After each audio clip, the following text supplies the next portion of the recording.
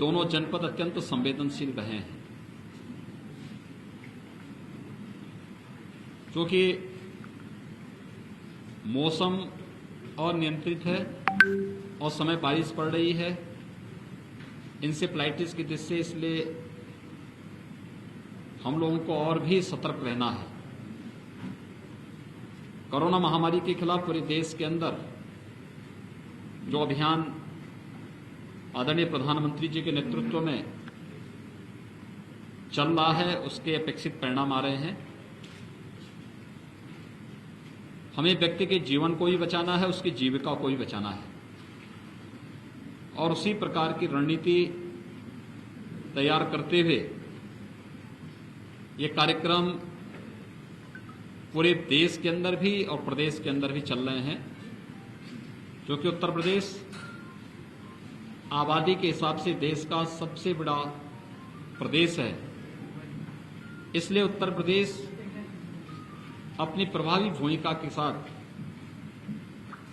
इस महामारी के खिलाफ लड़ाई में कार्य कर रहा है। इसके अपेक्षित परिणाम भी आ रहे हैं। हम लोगों ने ट्रेस, टेस्ट और ट्रीट के मंत्र को जमीनी हकीकत पर उतारने के लिए पूरी ताकत लगाई।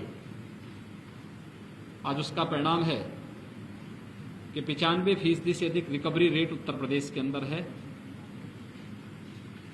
पॉजिटिविटी रेट उत्तर प्रदेश के अंदर 3 के आसपास है।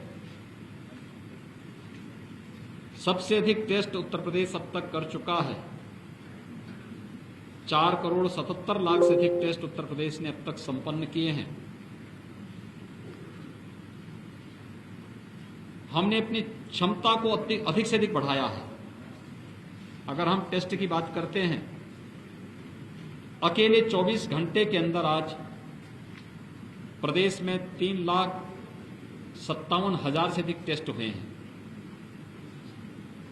यानी ये सर्वाधिक टेस्ट है। कोरोना चेन के संक्रमण को ब्रेक करने के लिए टेस्ट आवश्यक है, और उसी दृष्टि से यह अभियान हमारे निरंतर आगे चल रहे हैं। एक तरफ ट्रेस निगरानी समितियों को हम लोगों ने मई प्रथम सप्ताह में ही गांव-गांव भेज दिया था। इन्होंने अच्छा काम किया है।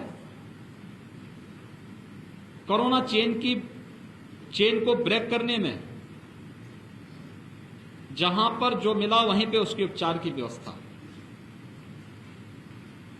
मेडिसिन किट वितरण की व्यवस्था उन्हीं के माध्यम से, और हर एक स्तर पर, चाहे स्वच्छता, सैनिटाइजेशन और फॉगिंग की कार्रवाई हो, चाहे निगरानी समिति के द्वारा समय पर हर लक्षण युक्त व्यक्ति को दवा उपलब्ध करवाने, 24 घंटे के अंदर आरआरटी की टीम के द्वारा वहां पर उन लोगों का एंटीजन टेस्ट करवा लेना, ये सभी कार्य युद्ध स्तर पर जहां प्रारंभ हुए, आज उसी का परिणाम है कि जिस प्रदेश के बारे में सभी विशेषज्ञ मानते थे कि उत्तर प्रदेश में कोरोना अनियंत्रित हो जाएगा, यहां की स्थिति अत्यंत खराब हो जाएगी, आज पिछले 24 घंटे के अंदर मात्र 3,300 केस ही उत्तर प्रदेश में आए हैं, जबकि आशंका व्यक्त की जाती थी कि लाखों की संख्या में आएंगे। इसी प्रकार से एक्टिव केस के बारे में भी ये लोगों का ये मानना था कि 10 मई तक उत्तर प्रदेश में 30 लाख से अधिक एक्टिव केस होंगे। आज 26 मई है, आज उत्तर प्रदेश में कुल 62,000 एक्टिव केस बचे हैं। यानी हमारा जो कोरोना प्रबंधन के प्रति जो नीति हम लोगों ने अपनाई और सफलतापूर्वक आगे बढ़ रही है, जहां इस पर हम कार्य कर रहे हैं, वहीं कोरोना के बाद जो कुछ नए कॉम्प्लिकेशंस देखने को मिले हैं, एक बहुत सारे पेशेंट ऐसे हैं जिनकी रिपोर्ट नेगेटिव आ चुकी है, लेकिन अभी भी उनके सामने कुछ समस्याएं हैं। हर जनपद में पोस्ट कोविड वार्ड की स्थापना की कार्रवाई हमारी प्रारंभ हुई और इसने काम करना प्रारंभ किया है। ब्लैक फंगस के उपचार की व्यवस्था भी हम लोगों ने हर उस जनपद में जहां पर ब्लैक फंगस से जुड़े हुए पेशेंट मिले हैं वहां पर भी वह सुविधा उन्हें उपलब्ध करानी शुरू कर दी है। प्रदेश में इस समय 500 से ज्यादा ब्लैक फंगस से जुड़े हुए जो पेशेंट हैं उनके उपचार की व्यवस्था चल रही है और इस उपचार को भी हम कोरोना के उपचार की तरह ही फ्री में शासन इसको सभी सुविधाएं उपलब्ध करवा रही है। इसके अलावा थर्ड वेव की जो आशंका है उसके लिए हमारी तैयारी अभी से प्रारंभ हो चुकी है। मेडिकल कॉलेजेस में 100 बेड्स के पीकू के निर्माण की कार्रवाई, डिस्ट्रिक्ट हॉस्पिटल में हमने 25 से 30 बेड के पीकू के निर्माण की कार्रवाई को प्राथमिकता के आधार पर आगे बढ़ाने के निर्देश दिए हैं और उस पर कार्य भी प्रारंभ हो चुका है। इसके अलावा कुछ सीएससी को भी हम इसके साथ जोड़ रहे हैं जहां से लोगों को या बच्चों को वहां पर स्थानीय स्तर पर ही ये सुविधा उपलब्ध हो सके। एम्बुलेंस की रिस्पांस टाइम को कम से कम किया जा सके, इसके लिए 108 की 75% एम्बुलेंस हम लोगों ने कोविड कार्य में लगाया है। महिला और बच्चे उनके लिए विशेष रूप से 102 की 2200 एम्बुलेंस पूरे प्रदेश में लगाई गई हैं। उनके लिए हर जनपद में एक डेडिकेट नॉन कोविड हॉस्पिटल आवश्यक और इमरजेंसी सेवाओं के लिए उपलब्ध करवाने की कार्रवाई भी हुई है। पूर्वी उत्तर प्रदेश के गोरखपुर और बस्ती कमिश्नरी इंसेफ्लाइटिस की दृष्टि से भी अत्यंत संवेदनशील है। हम लोगों ने 4 वर्ष पहले भारत सरकार के सहयोग से इन सभी जनपदों में पीकू और मिनी पीकू के निर्माण की कार्रवाई संपन्न की है। इंसेफ्लाइटिस ट्रीटमेंट सेंटर बनाए हैं, सर्विलांस की बेहतर व्यवस्था की है। जो भी मैन पावर या जो भी चिकित्सक, पैरामेडिक्स या नर्सिंग स्टाफ इसमें लगा हुआ है उन सब के प्रशिक्षण की भी कार्रवाई की है। आगे थर्ड वेव के लिए भी और इंसेफ्लाइटिस की संभावित स्थिति को ध्यान में रखने के लिए भी हम लोगों ने कहा है कि हम लोग इस पर विशेष ध्यान दें कि मैन पावर का प्रशिक्षण भी साथ साथ चलना चाहिए। दूर दराज के जो क्षेत्र हैं वहां पर सीएससी भी हम कोविड के साथ साथ इंसेफ्लाइटिस ट्रीटमेंट के लिए उनको भी तैयार रखेंगे। ये व्यापक समीक्षा यहां पर हुई है। हम लोगों ने स्वच्छता, सैनिटाइजेशन और फॉगिंग पर भी विशेष ध्यान देने के लिए कहा है। यद्यपि ये विगत वर्ष से ही प्राथमिकता के आधार पर इसे आगे बढ़ाया जा रहा है क्योंकि ये कार्रवाई वर्तमान में कोरोना की चेन को ब्रेक करने में मदद करेगा और भविष्य में बरसात के बाद यह इंसेफ्लाइटिस, मलेरिया, डेंगू, कालाजार, चिकनगुनिया जैसी बीमारियों को रोकने में भी ये मदद करेगा। इंसेफ्लाइटिस प्रभावित गांवों में अभी से शुद्ध पेयजल की आपूर्ति को सुनिश्चित करवाना, व्यापक अवेयरनेस के कार्यक्रम को भी वहां आगे बढ़ाना, इन सभी के बारे में आज यहां पर विचार विमर्श हुआ। जो कार्य जिला प्रशासन ने किया उसकी समीक्षा की गई और क्या बढ़ोतरी इसमें हो सकती है इस पर भी उन्हें बताया गया है। कम्युनिटी किचन, कोरोना कर्फ्यू के दौरान होटल रेस्टोरेंट बंद हैं, मरीज के परिजन कहां भोजन पाएंगे।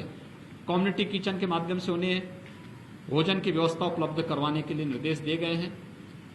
Rickshaw, E rickshaw, street vendor, इन लोगों के पास अपने साधन नहीं होंगे तो उनको लोग उनके कम्युनिटी किचन के माध्यम से भोजन उपलब्ध कराने, हर जरूरतमंद को भारत सरकार के द्वारा प्रधानमंत्री गरीब कल्याण पैकेज के अंतर्गत मई और जून में निःशुल्क खाद्यान्न उपलब्ध कराने की व्यवस्था की गई है। राज्य सरकार के द्वारा जून, जुलाई, अगस्त में निःशुल्क खाद्यान्न हर जरूरतमंद को उपलब्ध करवाने के साथ ही जितने भी श्रमिक हैं, संगठित और असंगठित क्षेत्र के, स्ट्रीट वेंडर हैं और अन्य प्रतिदिन मेहनत करके कमाने खाने वाले उन लोगों के लिए भी भरण पोषण भत्ता की व्यवस्था सरकार ने जून महीने में प्रारंभ की है। ये सभी कार्रवाई हमारी साथ साथ चल रही है। मैंने सभी जनप्रतिनिधियों से भी अपील की है, कोरोना के दौरान उन्होंने बेहतर कार्य किया। किसी एक सीएससी अपनी विधानसभा क्षेत्र में या अपने संसदीय क्षेत्र में किसी एक सीएससी या पीएससी को वे गोद लें और उस पर वे निरंतर वहां विजिट करके वहां की गतिविधियों को आगे बढ़ाने में अपनी मदद करेंगे तो ग्रामीण क्षेत्र में स्वास्थ्य सुविधाओं को और बेहतर बनाने में हमें मदद मिल सकती है। कोरोना के खिलाफ जो ये लड़ाई चल रही है, इसमें वैक्सीनेशन का भी बहुत बड़ा रोल है। प्रदेश ने अब तक 1,81,00,000 से अधिक लोगों को वैक्सीन दिया है। इसमें 13,65,000 से अधिक युवाओं को उपलब्ध हमने उत्तर प्रदेश के अंदर वैक्सीन उपलब्ध करवाया है। 1 जून से हम वैक्सीनेशन के कार्यक्रम को काफी ज्यादा तेजी के साथ आगे बढ़ा रहे हैं। 45 साल से अधिक उम्र के प्रत्येक व्यक्ति को वैक्सीन पहले से ही उपलब्ध कराया जा रहा है हर एक जनपद में। प्रदेश के अंदर वर्तमान में 23 जनपदों में हम लोगों ने 18 से 44 वर्ष की आयु के लोगों को वैक्सीन देने की कार्रवाई प्रारंभ की है। 1 जून से सभी 75 जनपदों में हम इस वैक्सीनेशन के कार्यक्रम को तेजी से आगे बढ़ाना चाहते हैं। इसके लिए सभी प्रकार के निर्देश हर जनपद को दिए जा चुके हैं। 18 से 44 वर्ष की आयु वर्ग के जिन लोगों को ये वैक्सीन देना है, उसमें कुछ प्राथमिकताएं भी तय की गई हैं। अभिभावक स्पेशल बूथ बनेंगे। 12 साल से छोटी उम्र के जितने बच्चे हैं, उन सभी बच्चों के अभिभावकों को प्राथमिकता के आधार पर कुछ बूथ उनके लिए बनेंगे, जहां पर अभिभावक स्पेशल के रूप पर उनको वहां वैक्सीन दिया जा सके, क्योंकि थर्ड वेव की आशंका को ध्यान में रखते हुए उन्हें सुरक्षा कवच वैक्सीन के माध्यम से उपलब्ध करवाने के लिए आवश्यक है। दूसरा, मीडिया के कर्मियों के लिए हर जनपद में एक बूथ और न्यायिक अधिकारियों के लिए भी हर जनपद में उनके परिवार के लोगों के लिए अलग से एक बूथ हर जनपद में बनाने के भी निर्देश दिए गए हैं। अब एक क्रमिक रूप से हर माह वैक्सीनेशन की कार्रवाई तेजी के साथ आगे बढ़ेगी। मेरा अनुमान है कि हम लोग जून महीने में